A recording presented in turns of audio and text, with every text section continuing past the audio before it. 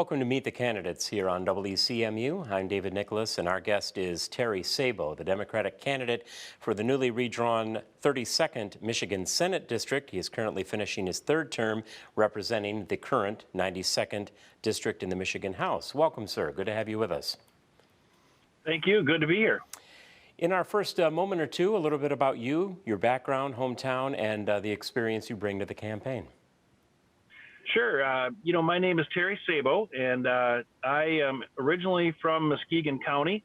Actually, I've resided in Muskegon County here my entire life, and other than my military time. But after that military time, I ended up coming back home to my community and worked in the city of Muskegon Heights for over 25 years between the police department and the fire departments there, as well as a couple of other police departments in Muskegon County. And I am a former Muskegon County Road Commissioner, which is an appointed position, and then a past Muskegon County Commissioner as well, now currently serving in my third term in the State House. The roots there then in Muskegon, this newly redrawn Senate district you're running for includes several counties moving north, Oceana, Mason, Manistee, and Benzie. As you travel that district, what are voters telling you are the top 2 or 3 issues that they are concerned about, and what are your proposals to addressing those?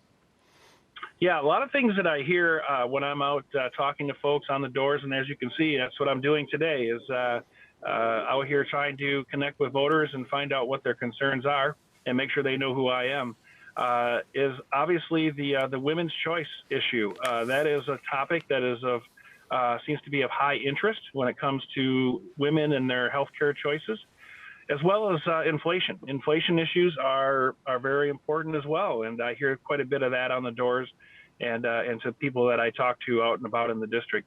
But when we really start drilling in close to home, one of the common themes that I hear about are housing issues, trying to find the affordable and attainable housing throughout the district, which I think is important when it comes to younger families trying to find those starter homes. It really affects our economy when we start talking about the tourism industry and the need for temporary housing, even for some of our seasonal workers, but also internet connection. That is a big problem in our rural areas, and I've actually experienced it myself when I'm out and about in some of those areas trying to connect with the voters. So those are some of the hot topics that I hear. How would you address, first of all, then, that issue of women's choice? We know that this has obviously come from the Supreme Court decision, and there has been a debate in the current legislature and proposals from the governor. But moving forward, what is your likely plan for addressing this? Yeah, I am. I really believe that it is a twofold issue.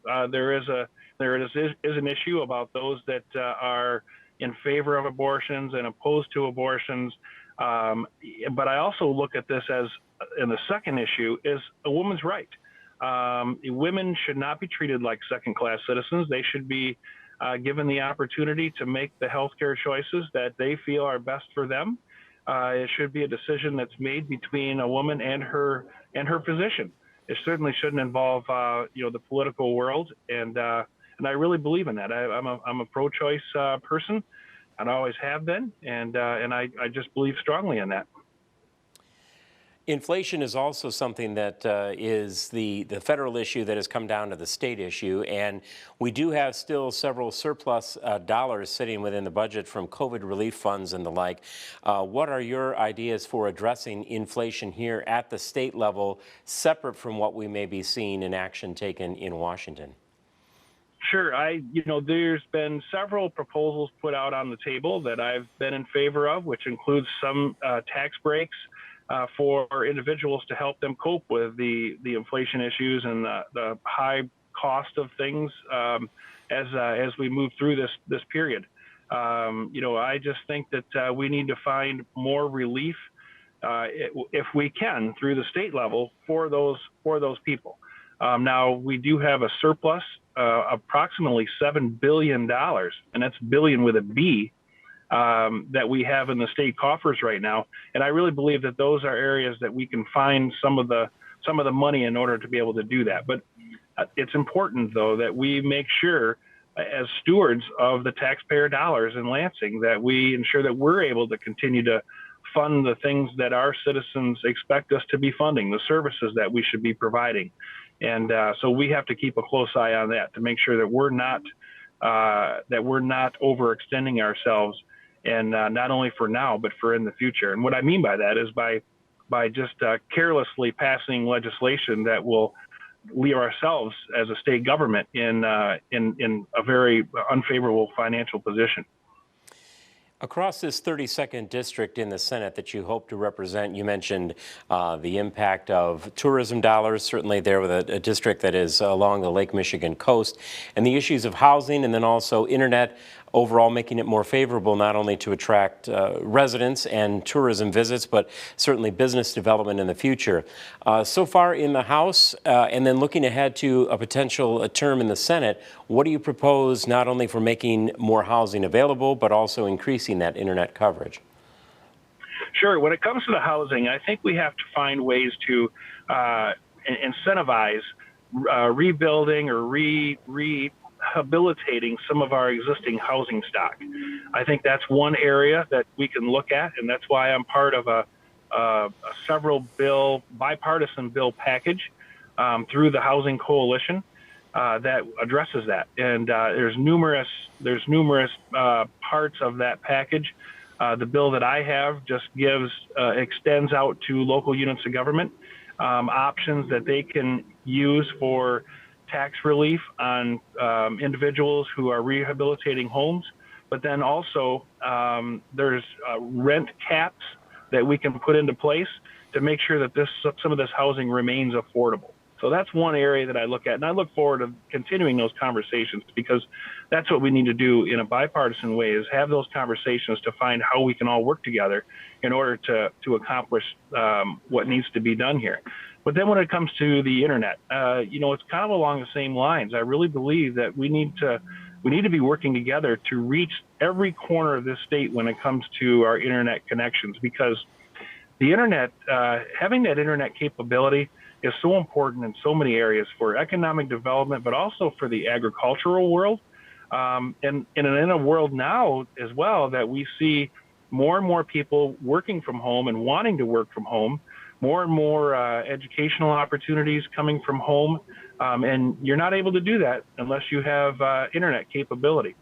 And I used a story that I found out about when I was visiting in Ludington and talking to some people there about how there was, back a year or so ago, when some of the high school students were having to do a lot more on the internet. They were getting their assignments on the internet at the time, and they had to.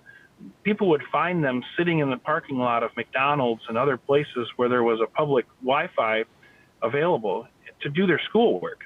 And to me, we're doing a disservice to our young people, forcing them to do something like that just so that they can do their schoolwork. That's just not right, and we need to do better.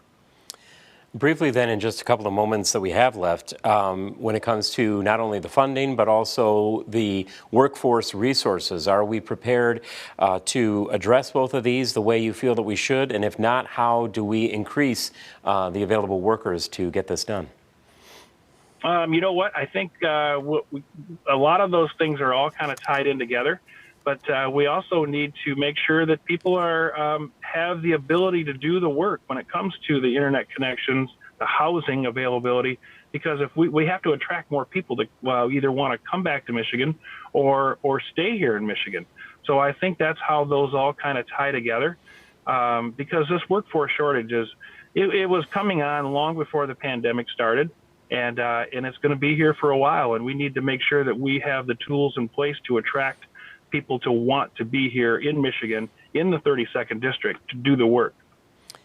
A big change, certainly, in this post-COVID type era. Viewers telling us that education remains a top concern, and the changes that we've seen in K-12 education.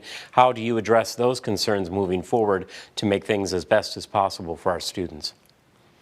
Sure. I think we need to make sure, a lot of it comes down to funding.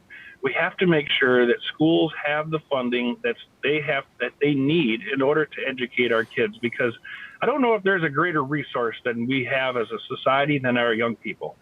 These are the people that are going to be moving forward in the world, and in an ever-changing world, quite frankly.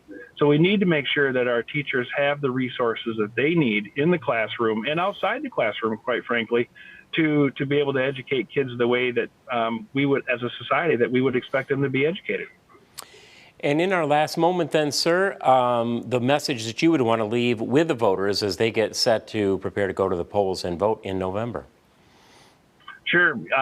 My name is Terry Sabo, and I want to be your state senator because I feel as though I am part of this community. I always have been a part of this community in Muskegon, but in the entire district as a whole, I am the person who believes in being civically involved, whether it be through various civic organizations and volunteering.